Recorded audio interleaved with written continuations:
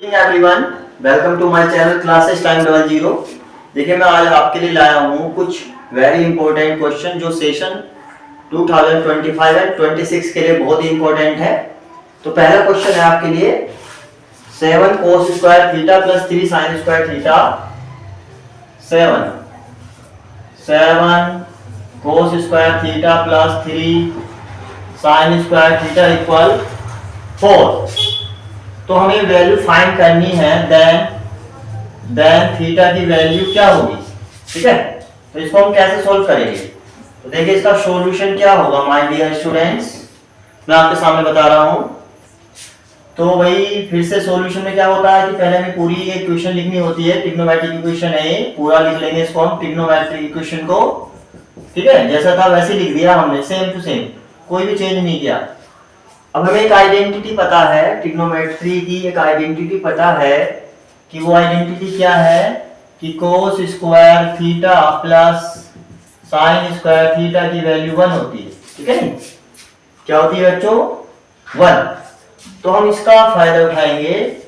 7 cos square theta को क्या लिख लेंगे हम? 4 cos स्क्वायर थीटा अलग और 3 cos स्क्वायर थीटा अलग। ठीक है, इसको तोड़ लिया, इस वाली टर्म को हमने तोड़ लिया, ब्रेक डाउन कर दिया, इसका स्प्लिट कर दिया इनको टू टर्म्स में।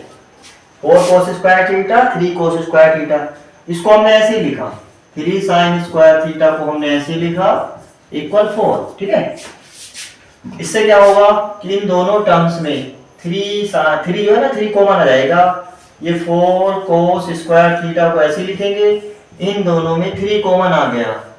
3 कॉमन आने से क्या हुआ, 3 cos स्क्वायर है ना, 3 कॉमन आ गया तो cos स्क्वायर थीटा बचा। यहाँ पे क्या बचा? sin square theta equal 4।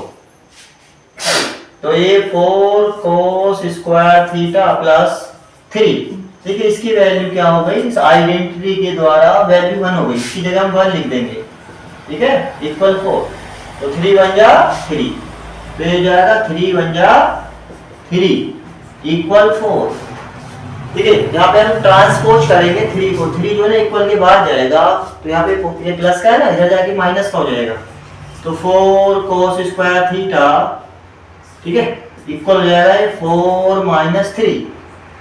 उसके बाद क्या होगा, 4 cos स्क्वायर थीटा इक्वल 1 हो गया। इसके बाद देखिए यहाँ पे कर लेंगे हम। ठीक है, सेट हो रहा है कैमरा, इधर भी दिखाई दे रहा है। अच्छा ओके, तो भाई 4 स्क्वायर थीटा इक्वल, ये 4 यहाँ पे मल्टीप्लाई कर रहा है cos को, तो इक्वल के बाद जाएगा तो 1 को क्या करेगा, ये डिवाइड, 1 को क्या करेगा, डिवाइड। ठीक है, इसका स्क्वायर हो रहा है तो इसको भी हम जो इक्वल के बाद टर्म है ना, उसको भी किसी का स्क्वायर करके लिख लेंगे। तो किसका स्क्वायर हो सकता है, 1/2 का। ठीक है, 1/2 का स्क्वायर हो सकता है। स्क्वायर से स्क्वायर कैंसिल हो गया, ये कह लो दोनों ओर का हमने स्क्वायर रूट ले लिया, तो cos थीटा की वैल्यू आ गई 1/2।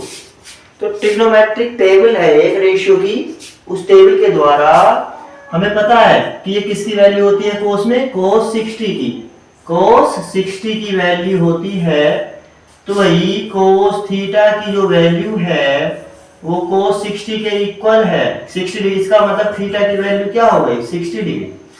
देखिए ये जो आंसर है ये फर्स्ट क्वाड्रेंट के लिए है, वैसे तो बहुत वैल्यूज मिलेंगे लेकिन क्लास 10 के लिए यही है, theta equal to 60 degree. Okay, तो अब इसको अच्छे से तैयार करेंगे, आई होप आपको समझ में आया होगा।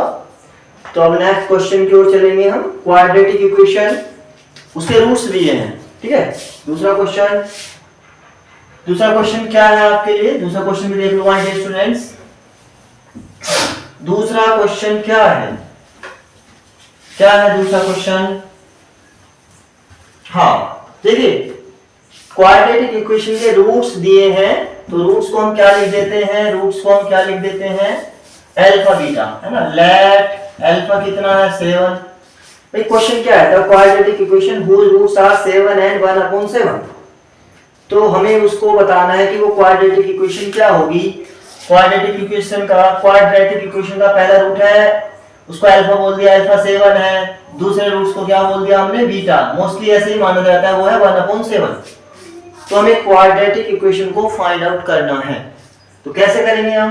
पहले ठीक है, तो हम क्या निकाल लेंगे वैसे तो डायरेक्ट भी लिख सकते हैं हम, लेकिन हमने क्या निकालना है पहले बच्चों कि हम निकाल लेंगे अल्फा प्लस बीटा। तो अल्फा प्लस बीटा क्या होगा 7/1/7।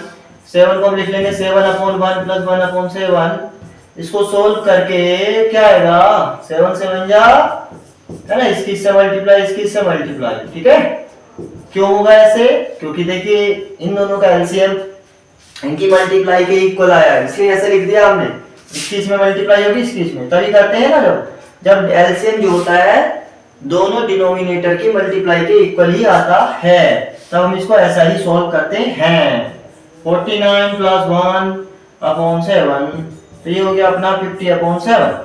ये अल्फा प्लस बीटा हो गया। अब हम अल्फा बीटा भी निकाल लेंगे। अल्फा बीटा क्या होगा है ना, product of roots. Product of roots ये है प्रोडक्ट सम ऑफ रूट्स। तो प्रोडक्ट ऑफ रूट्स क्या हो गया 7 की मल्टीप्लाई किससे करेंगे हम 1/7 से। 7 से 7 कैंसिल हो जाएगा, यहाँ 1 यहाँ 1, तो कुल मिला के 1 हो गया अल्फा बीटा। अब बड़े easily very easily we can write the quadratic equation.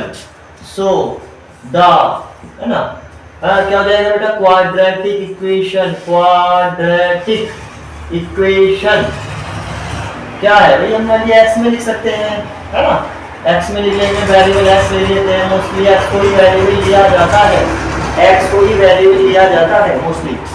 x² minus sum of roots, ठीक है नहीं, sum of roots, sum of roots बाहर x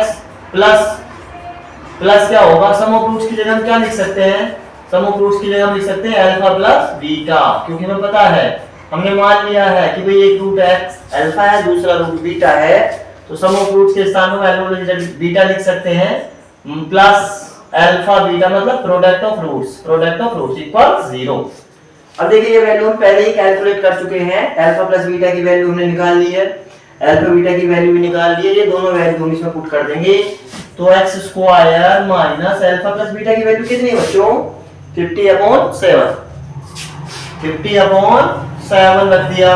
और हमारा जो अल्फा बीटा है, alpha beta means product of roots कितना है, उसकी वैल्यू कितनी है 1 = 0।